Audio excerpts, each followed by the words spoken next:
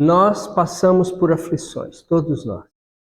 Tem uma frase no livro Céu e Inferno, que está aqui para frente nas transparências, que diz assim, numa parte que chama Código Penal da Vida Futura. Diz assim: toda imperfeição produz um sofrimento, gera um sofrimento. Toda imperfeição é causa de um sofrimento, de uma dor, de uma aflição. Toda imperfeição. Tem ninguém perfeito aqui, tem certeza disso. Nós não somos perfeitos. Somos perfectíveis. Jesus nos determinou que fôssemos perfeitos, né? Ele disse, sede perfeitos, ou seja, deixem de lado todas as imperfeições. E nós vamos fazendo isso. Um dia nós vamos chegar lá. Cada um no seu tempo, cada um na sua condição, cada um no jeito que ele pode ir. Mas isso é fato, nós vamos chegar nesse ponto. Por enquanto, vamos administrando as nossas imperfeições e procurando conhecê-las. Porque quando nós passamos a um processo de autoconhecimento, nós passamos a conhecer primeiro as nossas imperfeições. Porque o que nós mais temos são defeitos. E é natural que seja assim. Porque estamos ainda vivendo um processo de libertação dessas imperfeições. Alguns de nós não querem se livrar ainda, porque não têm consciência disso. Mas uma parte de nós já compreende a necessidade de se libertar dessas imperfeições. Talvez não tenhamos ainda a compreensão de quais dessas imperfeições são as causas das nossas dores. Antes de falar de nós espíritas, vamos falar na generalidade. As pessoas não conseguem compreender direito por que sofrem. Por que tem tanto sofrimento no mundo? Então, cada um de nós tem a sua dor. É natural, é natural. Tem as suas dores, não é a sua dor, não, é as suas dores. Todos nós, cada um de nós tem que enfrentar essas dores. Porque isso faz parte. Nós vivemos num planeta de expiação e provas. Se vivemos em expiação e em provação, a nossa vida é um conjunto de problemas. Jesus já nos disse isso, no mundo tereis tribulações. E não tem jeito. Faz parte do nosso processo evolutivo. E temos que entender isso. Esse processo evolutivo nos liberta. Mas para nos libertar, nós precisamos ser incomodados. Essas aflições, elas buscam nos tirar da zona de conforto, que seria uma maravilha, ninguém tem problema, ninguém sai do lugar, ninguém evolui. Porque não somos sugestionados a crescer, a sermos melhores, e essa sugestão vem através dos problemas que nós temos, das aflições que nós temos, das dores que nós passamos. Porque tudo isso advém das nossas imperfeições. Advém das dificuldades que nós acumulamos ao longo de várias encarnações, de inúmeras encarnações. Mas as causas, a maioria das causas das nossas dores não estão no passado, estão agora. Embora nós espíritas temos a mania de falar, nossa, meu karma é pesado. Tanta coisa. Não é karma, não. Aliás, karma nem é uma palavra que faz parte dos conceitos dos espíritas. Mas nós a importamos lá do sânscrito e colocamos ela dentro da doutrina espírita como se ela representasse lei de causa e efeito. Não é isso. Embora tenha uma certa semelhança. Então nós achamos que os nossos problemas vêm do passado, mas não vêm não. Os nossos problemas, em sua grande maioria, são de agora. E são responsabilidade nossa. Não adianta colocar a culpa no outro. A culpa é nossa. Eu sou culpado pelas minhas dores. Eu sou culpado pelas minhas aflições. Eu tenho que entender isso, porque se eu não entender isso, eu não deixo a causa das aflições. Eu não elimino a causa das minhas dores. E não é fácil fazer isso. Se fosse, tá bom, rapidinho a gente eliminava. Mas essas imperfeições estão arraigadas em nós, estão presas lá dentro, porque nós as alimentamos ao longo de um passado que é muito mais animalizado do que nós podemos imaginar, porque nós viemos do animal em busca do angelical. Nós não temos características angelicais, temos características animais. E são essas imperfeições que nós trazemos conosco. Talvez alguma coisa de angelical no nosso desejo de sermos melhores. Desejo de algum dia poder superar as dificuldades que nós temos. E vamos conseguir. Sem nenhum problema nós vamos conseguir. Mas, tirando a doutrina espírita fora disso, esse é um grande problema. As dores do mundo são um grande problema, porque as religiões não conseguem explicar isso. Elas não explicam e as pessoas às vezes se revoltam contra Deus. Se revoltam porque não conseguem entender como é que Deus permite que haja tanta dificuldade, tanta dor, tanta miséria, tanta guerra. Por que isso? Ah, se Deus fosse bom, não teria deixado que isso acontecesse comigo. Então ele não presta, ele não é bom, ele não é Deus. E aí eu tiro Deus da minha vida. Não, eu não creio em Deus, porque se Deus existisse, não teria tanta miséria no mundo. Porque não há uma compreensão do que seja Deus. Nós não temos essa compreensão. Como ele disse, nós somos recém-saídos do politeísmo. Nós não compreendemos ainda a essência divina. Quando eu digo nós, eu digo a humanidade na sua generalidade. Nós espíritas já aprendemos muito sobre Deus, mas ainda, muito para nós, mas ainda é muito pouco. Diante do que nós ainda necessitamos compreender. Compreendemos Deus hoje como a causa primária de todas as coisas. Não compreendemos Deus na sua essência ainda. Já compreendemos que está em nós. Ora, se está em nós, então a responsabilidade é nossa. Vós sois deuses, Jesus nos disse. Vós sois deuses. Vocês podem fazer tudo o que eu faço e muito mais, ele dizia aos seus discípulos. E Jesus fazia coisa que os discípulos não conseguiam compreender. Mas eles podiam, e nós também podemos. E vamos fazer algum dia. Depende do nosso esforço pessoal, de eliminar as nossas imperfeições que nos prendem, que nos dificultam. Mas sem esses conceitos, muitas pessoas ficam magoadas com o próprio Criador e com a vida.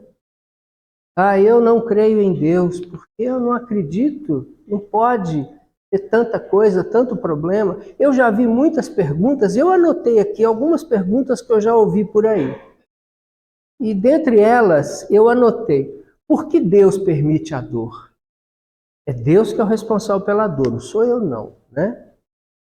Eu vi uma mulher, um problema que todos nós temos que respeitar muito, mas mostra a dificuldade íntima. Quando um filho dela, um policial militar, foi morto por um bandido, e ela recebeu o cadáver do filho, ela gritava, Deus não podia fazer isso comigo. Ora, não é Deus. A responsabilidade não é do outro. Não é do outro. Isso aconteceu com o filho dela por razões que não cabe a mim expor. Mas a questão não é essa. É a nossa reação, a reação dela que é a nossa reação. A gente não imagina que o pior possa acontecer. Mas a gente teme o pior. Sempre. Porque Deus permitiu que isso acontecesse comigo? Ora, como se eu estivesse livre de problemas, de dificuldades, como se para mim não houvesse a necessidade de tribulações. São as tribulações que fazem com que cada um de nós cresça. São elas. Sem elas o crescimento seria muito pequeno, ou talvez não seria, porque nós andaríamos num terreno plano que não exigiria esforço pessoal. Porque uns sofrem mais do que os outros, essa desigualdade na dor também intriga as pessoas. Puxa, mas que coisa! Fulano sofreu. Se fosse uma pessoa ruim, não teria acontecido nada. Às vezes, acontece alguma coisa, eles dizem, se fosse uma pessoa de bem, ele teria morrido. Não era, sobreviveu. Então nós ouvimos frases que relacionam a Deus a problemas que na verdade são nossos, né? A questão da infância, puxa, como é que nasce uma criança cega? Que coisa, onde é que está a justiça divina? O que essa criança fez para merecer ter uma vida dessas? Não vai enxergar nada. Ou uma má formação qualquer. Relacionamos isso a, às vezes, um castigo. Isso é a ira de Deus, isso é um castigo divino. Ora, por que pessoas más conseguem prosperar muito rapidamente e outras pessoas honestas lutam com muita dificuldade para conseguir o mínimo necessário para a sua sobrevivência? São diferenças que a religião não explica. E a religião dá umas explicações interessantes que não convencem ninguém, ou convencem muito pouco. Você sofre muito, pode ficar tranquilo, você vai para o céu. O céu é lugar dos que sofrem. Você está sofrendo aqui, meu filho? Esqueci a palavra. Resignado, obrigado. Seja resignado, porque você vai para o céu. Como se isso consolasse. Ninguém está aqui, eu não estou aqui procurando o céu, eu estou procurando dignidade pessoal, uma vida digna. É isso que nós queremos, é isso que todo mundo quer. Céu, se existisse, seria consequência. Mas o pior é que nem existe. Mas a maioria das pessoas não consegue compreender isso, exatamente pelo pouco desenvolvimento da religiosidade no ser humano. Então, essa promessa de felicidade depois dessa vida não convence. Realmente precisa, algum dia isso vai acabar. E o que se percebe é que as religiões, pelo menos as religiões cristãs, não conhecem Jesus. É impressionante isso, dizer isso. Mas as religiões cristãs não conhecem Jesus. Porque Jesus falou tudo isso, mas ninguém entendeu. Ninguém entendeu. E ele sabia que ninguém ia entender. Porque ele, quando anunciou o Consolador prometido, ele disse que ele iria explicar aquilo que ele falou, ia fazer lembrar aquilo que ele havia dito. Ora, se ia fazer lembrar, se ia lembrar o que ele disse, é porque o que ele disse seria esquecido. Esquecido pelos seus próprios seguidores, que desviaram o curso da filosofia de vida que ele trouxe, transformaram essa filosofia de vida em religião e a deturparam. Ele não criou religião nenhuma. Ele trouxe uma filosofia de vida com base no amor. E essa filosofia de vida com base no amor, amor fraterno, tratar as pessoas como gostaria de ser tratado, é isso. Isso foi transformado num monte de coisas inclusive de temor a Deus. Olha que coisa, temor a Deus. Tem que temer a Deus, tem que temer não. Eu vou temer o que está em mim? Tem que temer, não tem que temer a Deus. Chegará o dia em que Deus será adorado em espírito e verdade. Haverá uma compreensão de que não são templos de adoração que vão nos fazer crescer. É uma adoração íntima, sem temor, nada disso. Então, somente o Espiritismo consegue explicar a causa das nossas dores. Não há outra filosofia ou religião que possa explicar isso, porque eles não conseguem. Porque estão dogmatizados. A dogmatização engessa o raciocínio, engessa o pensamento e não permite uma evolução. Quem tem fé não faz perguntas. Quantos de nós já não ouviram isso? Eu, na infância, ouvi demais. Eu venho de uma religião assim. Então, apenas a reencarnação e o Evangelho de Jesus conseguem explicar a justiça divina. Eu coloquei alguns exemplos aqui, muito rápidos, mas a parábola do bom samaritano é um exemplo clássico disso. E parece que pouca gente para pensar a respeito dela. Eu não vou contar a parábola toda, mas só a essência, porque também não daria tempo. Então, Jesus fala da misericórdia, da necessidade da misericórdia, de ser misericordioso, e aí ele conta a parábola, onde ele mostra por que as pessoas não são misericordiosas, por que as pessoas não seguem as leis divinas, porque elas descem. Por que elas têm problemas? Porque elas descem de Jerusalém para Jericó. Para quem não sabe, Jerusalém está a 756 metros acima do nível do mar. Jericó está a menos 276 metros do nível do mar. Está abaixo do nível do mar, 276 metros. Então tem mais ou menos 1.000 metros entre elas. E 30 quilômetros apenas. 30, 40. Naquela época talvez pudesse ser mais, 40 quilômetros. Hoje são 30. Jerusalém era considerada a cidade espiritual, a cidade das luzes, onde está o Templo de Salomão. Era o local dos judeus se espiritualizarem, os judeus adorarem a Deus. Era ali, dentro da concepção deles. Jericó era uma cidade rica, uma cidade materialista, uma cidade comercial, uma cidade que não tinha um componente religioso. Era uma cidade das trevas, do ponto de vista espiritual. Então, quando um homem desce de Jerusalém para Jericó, ele desce da luz às trevas. Ele está se afastando das leis divinas. Por isso Jesus usa o termo descer. Descer de Jerusalém para Jericó. Se ele sai da luz, ele sai da convivência com as leis divinas e desce, ele se ausenta dessa convivência, ele abandona a convivência das leis divinas e abandonando essa convivência, ele cria imperfeições. Criando imperfeições, ele gera sofrimentos. Exatamente o que está no livro Céu e o Inferno. Ele se afasta. O que acontece com ele? É assaltado, é agredido, é abandonado, quase morto na beira da estrada.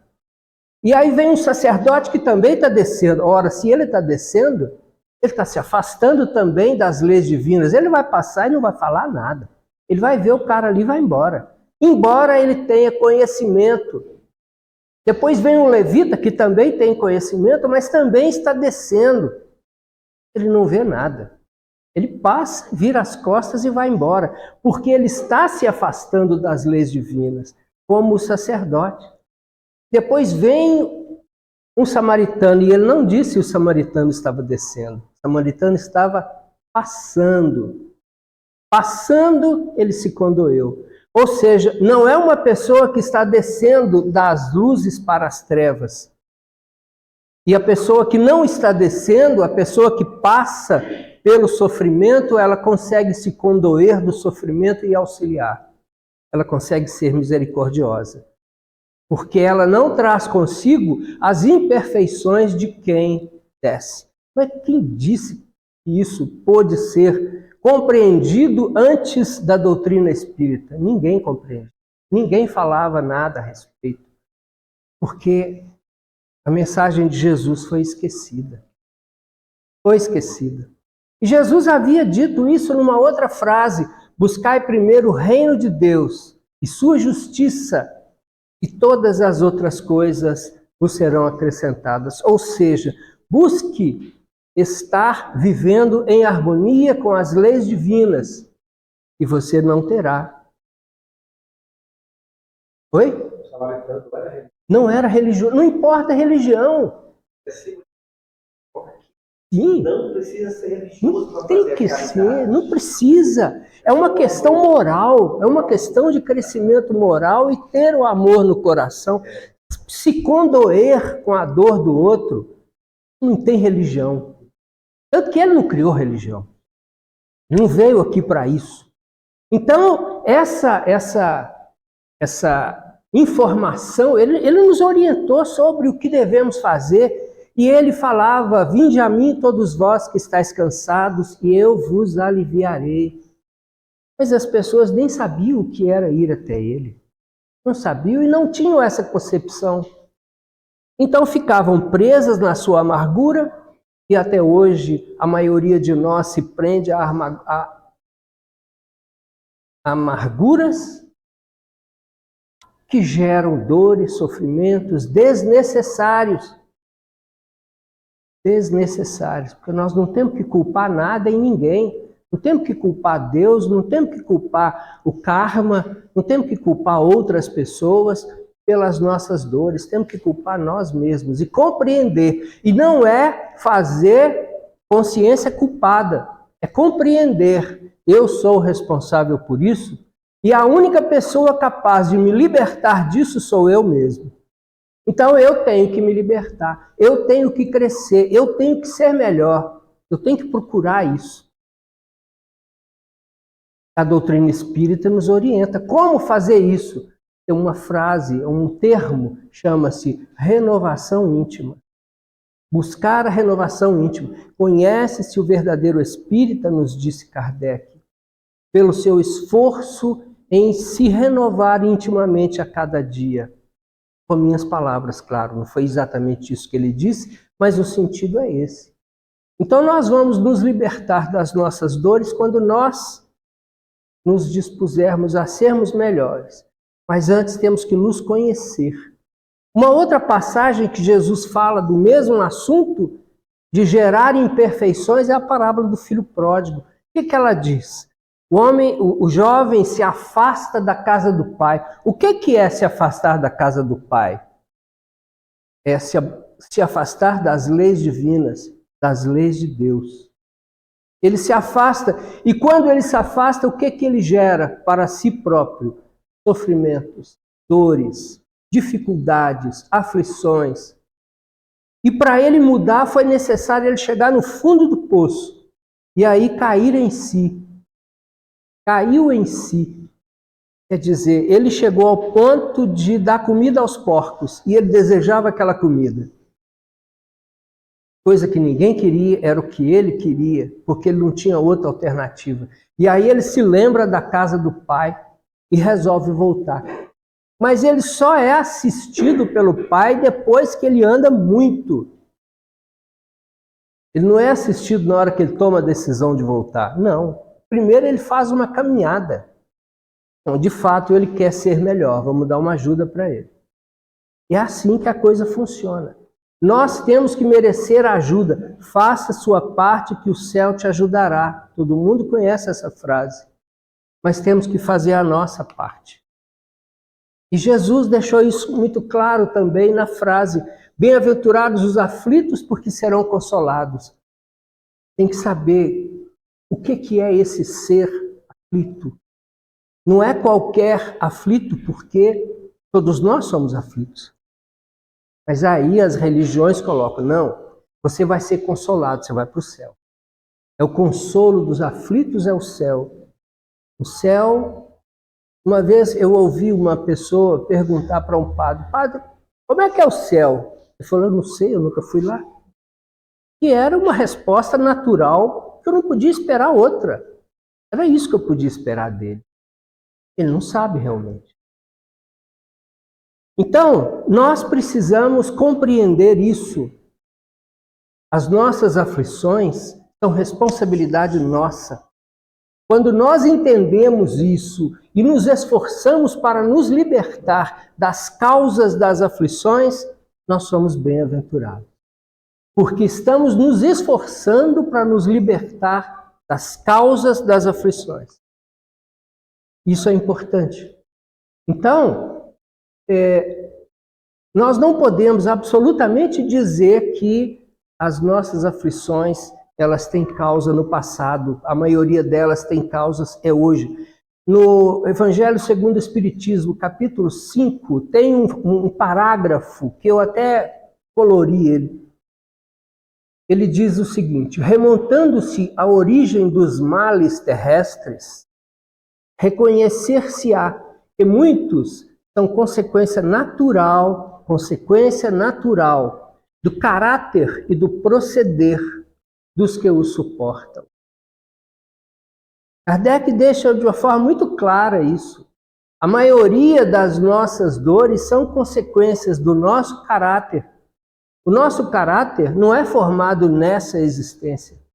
Ele é também formado nessa existência, mas ele recebe uma influência do passado reencarnatório. E é natural que seja assim. Porém, o nosso proceder é de agora, não é do passado. É esse proceder agora. O que é que eu faço da minha vida? Quais são as atitudes que eu tenho tomado ou que eu tomei ao longo da minha vida? São boas ou não? As atitudes positivas, elas geram coisas positivas. As atitudes negativas, não. Então, cada criatura tem a aflição que lhe é própria. Cada um tem a aflição que é natural que tenha, porque não é de outro, é característico dele. Nós vamos ver isso um pouco para frente, num livro, num capítulo de um livro de Emmanuel chamado Religião dos Espíritos. Nesse capítulo, ele narra 20, eu anotei 20 aflições e causas de aflições. Eu achei muito interessante, claro, não tem chance de querer explicar todas, mas eu gostaria de ler essas 20 causas para a nossa reflexão, porque Emmanuel foi de uma sabedoria imensa quando ele escreveu este capítulo. Aliás, em toda a literatura dele. E, em síntese, o que Emmanuel fala é que cada um de nós é o único responsável pelas suas dores. Cada um de nós é o único responsável pelas suas dores. Nós não podemos culpar ninguém pelas nossas dores. Por mais que nós possamos entender que o sofrimento que nós passamos agora ou que passamos em algum momento foi provocado por uma outra pessoa. Mas se nós formos buscar a causa do comportamento da outra pessoa com relação a nós, ele está em uma atitude nossa. Eu já fiz essa autoanálise. Em duas situações extremamente angustiosas da minha vida que eu não preciso contar aqui. As duas, aparentemente eu não fiz nada para passar por aquilo. Aparentemente. Eu não fiz. Mas dentro de um processo de autoconhecimento que eu venho trabalhando há algum tempo, há vários anos, eu consigo raciocinar. Quer dizer, bom, se eu não tivesse feito, se eu não tivesse agido de tal maneira, aquilo não teria acontecido alguns anos depois. Se eu não tivesse agido de tal maneira, aquilo outro também não teria acontecido, porque eu teria evitado. Uma coisa simples, atitude simples, mas atitude de prudência. É uma das causas das aflições, é a imprudência. E como nós somos imprudentes? E muitas vezes passamos por situações terríveis por imprudência. Não tem maldade, não tem nada, tem imprudência. E a imprudência nos provoca aflições impressionantes. Então, antes de passar para o Emmanuel, eu já falei isso no início do nosso estudo, né? No livro Céu e Inferno, primeira parte, capítulo 7, é uma frase que nós não podemos esquecer. Nós, espíritas, temos que ter essa frase em mente. Toda imperfeição gera um sofrimento, uma privação. Toda imperfeição. O que é a imperfeição? É o afastamento da lei divina, da lei natural da vida. Cada vez que nós nos afastamos, geramos em nós uma imperfeição. E essa perfeição gera um sofrimento. Por isso que uma pergunta do Livro dos Espíritos, o que é a lei de Deus, a lei natural? Que é onde está escrita a lei de Deus? Responde, na consciência, porque Deus está em nós. Mas o que é a lei de Deus? É a lei natural da vida, nos dizem os Espíritos. E o homem só é infeliz quando dela se afasta. É o complemento da resposta. O homem só é infeliz quando dela se afasta. Porque quando se afasta da lei natural da vida, das leis naturais da vida, que são as leis divinas, ele gera imperfeições. Ele se torna imperfeito. E essa imperfeição gera aflições. Então a culpa é nossa. Embora não tenhamos que ter consciência culpada, porque isso é pior, nós temos que ter consciência disso e aprender a nos libertar das causas, nos libertar das imperfeições e dessa maneira nos libertaremos das aflições. Todas as aflições se caracterizam por tipos e nomes especiais, nos diz Emmanuel. E aí ele fala, a aflição do egoísmo chama-se egolatria. Conforme a pessoa vai sendo mais egoísta, ele vai sendo mais ególatra. É a idolatria do ego, a idolatria de si mesmo. Isso é terrível, isso causa dores inimagináveis. A aflição do vício chama-se delinquência. A pessoa fica viciada em alguma coisa, qualquer coisa, ele gera delinquência. Pode ser vício de roubar, pode ser vício de consumo de droga, de álcool, de bebida, de fumo, de qualquer coisa. Oi? Falar mal dos outros, maledicência, pode ser qualquer vício. Os vícios, de um modo geral, são difíceis de serem eliminados e geram a delinquência. Qualquer um. É impressionante isso, mas necessita de uma reflexão. Nós precisamos abandonar tudo aquilo que representa vícios, porque vício é uma imperfeição. Então veja que essas aflições são imperfeições. A aflição da agressividade chama-se cólera. A aflição do crime chama-se remorso. A aflição do fanatismo chama-se intolerância. A aflição da fuga chama-se covardia. A aflição da inveja chama-se despeito. A aflição da leviandade chama-se insensatez. É a pessoa insensata. Divaldo conta uma história interessante de um médico que falava sobre os males do cigarro e tinha um maço de cigarro no bolso. Ele sabia que aquilo fazia mal, mas fumava. E o outro que não tinha conhecimento de nada em relação à medicina, xingava a medicina como se fosse profundo conhecedor do assunto, mas não tinha conhecimento nenhum. Isso é leviandade. A aflição da brutalidade chama-se violência, a aflição da preguiça chama-se rebeldia, a aflição da vaidade chama-se loucura, a aflição do relaxamento chama-se evasiva, a aflição da indiferença chama-se desânimo, a aflição da inutilidade chama-se queixa. Quem tem o que fazer não tem tempo de se queixar. Mas quem não tem o que fazer tem tempo de se queixar e queixa.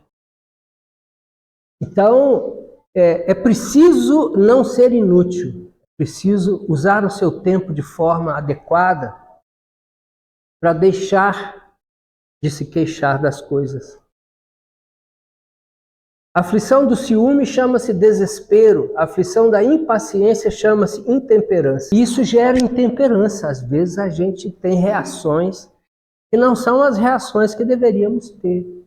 Às vezes tem uma resposta brusca, tem uma atitude, uma reação inadequada pela intemperança, que é fruto da impaciência. Então eu luto contra a impaciência, mas não é assim. Hoje eu não tenho mais impaciência. Não é assim. É uma luta constante. A gente precisa ser vigilante. A aflição da sovinice chama-se miséria. No livro Ação e Reação, de André Luiz, tem uma história de um moço que era tão rico, que ele não gastava dinheiro nem com as roupas, nem com a alimentação da sua família. Tão sovina ele era. A aflição da injustiça chama-se crueldade. Nós, a maioria das vezes, caímos por nossa culpa. Nós precisamos pensar nisso. Nós temos que pensar que nós temos que rever as nossas imperfeições. Aprender a nos conhecer. E nos conhecendo, sabendo o que é bom e o que é ruim, o que é uma imperfeição, o que é que nos incomoda, principalmente o que nos incomoda. E se nós não conseguimos entender o que nos incomoda em nós, é só observarmos o que nos incomoda nos outros. O que nos incomoda nos outros é um defeito que nós temos. Preste atenção nisso. É assim, eu comecei a me conhecer assim, quando eu descobri que o defeito do outro é o meu defeito. E aí puxa vida, eu sou assim, eu tenho esse defeito. Começava a me analisar e via que tinha. Então nós precisamos aprender a nos conhecer para modificar os nossos hábitos e dessa maneira nos libertarmos das dores e aflições, porque tribulações nós vamos ter, mas não necessariamente dores e aflições. Isso aí somos nós que geramos. Que Deus nos abençoe a todos. Muita paz.